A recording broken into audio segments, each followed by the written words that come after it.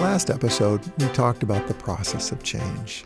In this episode, we are going to talk about why the plans we make for change tend to fall apart, why they sometimes fail. We are going to discuss the barriers to change. Everyone who's listening to this podcast has tried to change something at some point in their lives. And every parent listening has experienced some successes and some failures. We all experience successes and failures when we try to make a change. Let's break down the common reasons why our best laid plans may not work and how we can try again with more success. When we think about barriers to change, there's a whole handful, and I can't suggest that this is a complete list of barriers. These are the ones that I typically see and am aware of that can happen when we're thinking about making a change. And again, I alluded to kinds of change we're talking about in our podcast earlier, spending more time with children, cutting back on the amount of yelling we do, spending less time on our cell phone, looking at how to change the amount of screen time that our children are exposed to. Those are the kind of things that are not uncommon goals for parents when they want to see a change happen. And so these are the typical barriers that I'll quickly read to, and then we'll go through a little bit more detail. So you can be thinking, are these the ones that I see that I get tripped up on? The first is the readiness to make a change. We might want to change, but not really know how to do that. The second is the confidence that we might have in our abilities to make changes. A third barrier could be time. A fourth could be cost. A fifth could be unrealistic expectations. A sixth could be just life getting in the way. A seventh could be losing sight of goals. And an eighth could just be the resistance that we didn't anticipate would be so strong. And so think about them as we go through each one. The first two, readiness and confidence. Both of these elements of change really take time and effort and planning, which is why in the change process, it's important to think about what is it going to take to make this happen? How can I be successful? It is really okay to be prepared and think through a situation and then implement the change. So consider using a scale to assess your own readiness. Let's say a scale of 1 to 10. What is your own readiness to make a change? How much time have you put into planning for that change? What are the details or the steps that you're going to use? Who need to be the players that are going to participate in this? Who have you talked to? Who has your back if you're going to try to do something differently? And then what is your own confidence level that you can do this? The reason I like the 10-point scale is that you can get a baseline of where you're at today, and then you can check on it later. The higher your readiness is, 10 would be really confident, would be really ready, 1 would be not so much. The reason I like that is you can kind of see where you are and then ask yourself, what would it take to get a little bit higher on that? Who do I need to involve in this process that would really help me feel more confident? Or would be more, how would I know that I was more ready to make a change? And we want that ability to gauge our readiness or confidence to be somewhere higher than 6 and not hanging down there at 1 or 2. Well, it's a long shot, but we'll give it a try. If that's our thinking about it, we're probably not going to be as successful. I think a really common reason that change can be a difficulty, another barrier, is that the amount of time it takes. Quality time with children is an investment in time. And so change requires time in both planning and implementing. I want you to think about that word investment. Think about time as an investment rather than time spent.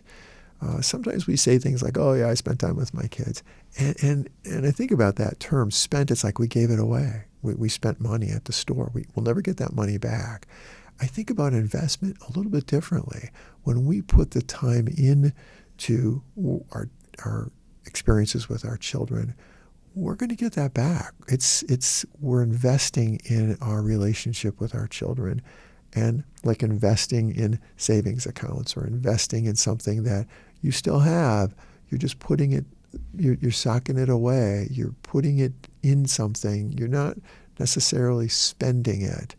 And I think that my experience has been when parents are proactive and they invest time up front in quality experiences and activities with their children, they generally reap much higher returns on their investment later with having fewer problems or fewer problem behavior. Another barrier is cost. This is the good news. Change does not have to be expensive. When I talk about investing more time and having more quality experiences, I am a fan of not spending parents' money or family resources. Quality time doesn't mean going to the movies, doesn't mean trips to the water park. It doesn't mean expensive experiences. Quality time means time together, face-to-face, doing things. And many families discover that simplifying and spending less money can actually lead to much higher quality of life. And so when families have multiple streaming services and multiple memberships at various places that they don't use very often, they wonder, wow, yes, it definitely can be expensive to raise children. I won't debate that. But those things may not be the best use of those resources. And so change is really about living in the moment and investing quality time each day with our children. Another barrier can be the size of the steps that we take. It is really common to want to make changes and not break the steps down small enough. It's kind of a sweet spot challenge that we have to break our change strategy into smaller steps to make them achievable. If the steps are too small, they may not be challenging enough for us or for our children, and we'll get over them really quickly. But more common is the steps are too large, and it can become really demoralizing when we set a goal for ourselves and we come up so short because we didn't anticipate all of the change resistance we might get. And so it's important to, if you experience that, gosh, this was my goal and I didn't even come close today, it's okay to say, but I was moving in the right direction. And there might be a lot of reasons why I didn't get as close as I wanted to. But break it down. Maybe take smaller steps or pare back your expectations a little bit. And that leads to the next one, is having unrealistic expectations. I think it's okay for us to acknowledge that we don't know everything as parents. We can't do it all. We're not superhuman. We do need sleep. We do need our own time. We do need other things in our lives. And we are going to make mistakes. So just know that you're going to make mistakes and your children are going to make mistakes. We are all still learning and they're still growing. And so it's okay to say, are we moving in the right direction? Not, did we get a bullseye? Did we get it perfect today? Be gentle with yourself and also with your kids when you're trying to make changes. Life happens. It's another barrier. You can have the best laid plans, and instead of doing that, you go to a funeral instead. Nobody plans funerals. You could have the best laid plans and somebody's sick, or there are car problems, or other expenses that you didn't anticipate, or the snowstorm that you really wished would have happened at a different time happened at the least convenient time in your life, and so plans change. It's called life. So be prepared for changes in your planning due to circumstances that you have no control over. Another barrier can be losing sight of goals. It's really easy to lose sight of what you want to accomplish for your family because life happens, and it happens every day. So it can be really helpful to take a regular reading every day so you don't get lost. It's kind of like carrying a compass when you're out on a hike in the forest and you're not familiar with the area. You pull it out regularly to make sure you're headed in the right direction. You have your compass and you have your map, so you know you're on the right trail and you know you're moving in the right direction.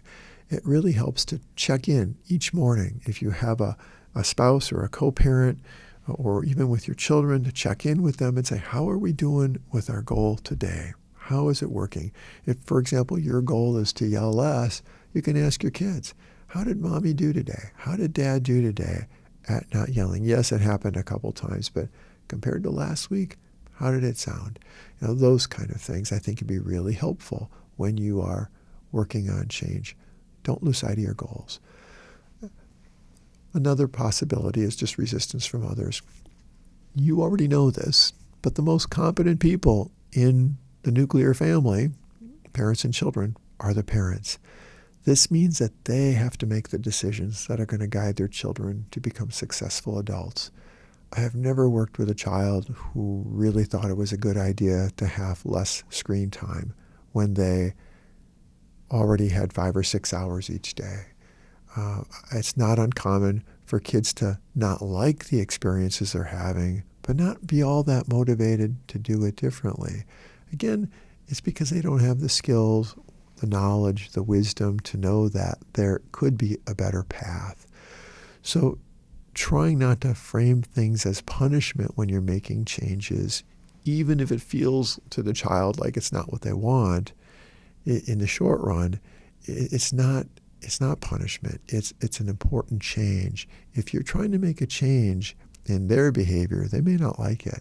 If you're trying to make a change in your behavior, they may like it, especially if it involves investing more quality time with them or not yelling as much. But it's important to stick with your plan, even if you get pushback from other people in the family. So we've just talked about some of the reasons our efforts to make changes fail. Which of the barriers I've talked about seem most familiar to you? Give some thought to how you might overcome some of these barriers. Sometimes other family members aren't so willing to change. It may be okay to manage your expectations and take smaller steps to get where you want to go with change. If nothing else, what can you do to change your own approach to parenting? In families, only one person needs to start doing things differently and in a different way for small changes to occur. In the next episode of this short series on change, we'll talk about the tools and strategies to take successful steps in making your things better in your family when it comes to change. Thank you for tuning in and considering this parenting topic. I hope that this information added to your growing toolbox for parenting your child or children. Please consider exploring other topics in this series. Remember, no one parenting tool can do everything. We need many tools to become the best parents for our children. Your children's future depends on you and the time and effort you invest in them today.